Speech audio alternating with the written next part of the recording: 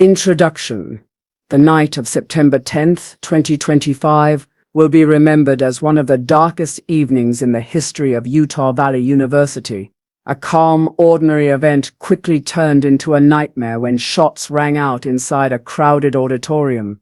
At the center of this tragedy stood Charlie Kirk, the outspoken conservative commentator and founder of Turning Point USA, known for his fiery speeches, controversial opinions, and loyal base of followers. Kirk became the target of an armed assailant who disrupted his address in front of thousands of shocked students. Why did this happen? Was it a personal vendetta, an act of political violence, or part of a larger conspiracy? These are the questions haunting America today. Charlie Kirk, the man in the spotlight. Before analyzing the events of the fateful night, it is essential to understand who Charlie Kirk was and why he was such a polarizing figure.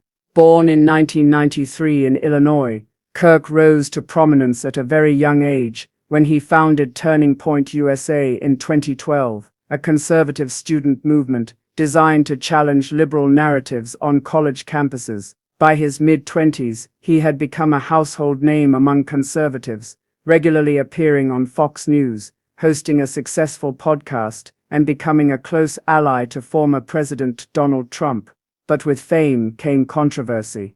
His critics accused him of spreading misinformation, amplifying political division, and manipulating young audiences with what they considered radical conservative propaganda. Supporters, on the other hand, praised him as a fearless defender of free speech and American values. This love-hate dynamic made Kirk a man constantly in the spotlight, and perhaps a target.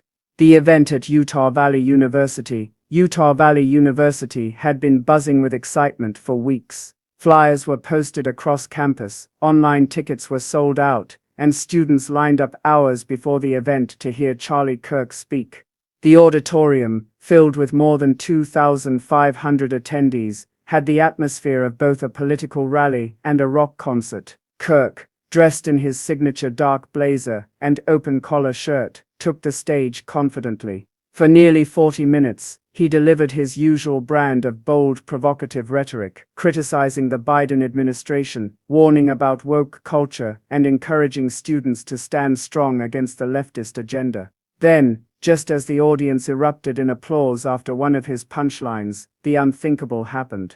The attack at approximately 8:47 p.m., a man seated near the middle rows of the auditorium stood up, pulled out a handgun, and opened fire.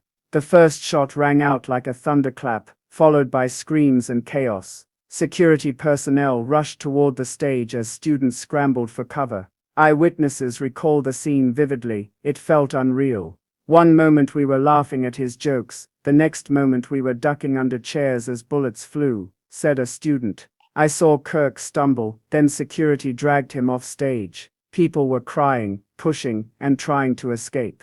It was complete chaos. Another attendee recounted. The attacker was quickly subdued by campus security, but by then the damage was done. Kirk was rushed out of the auditorium with gunshot wounds, his condition immediately labeled as critical. Why was Charlie Kirk fired upon?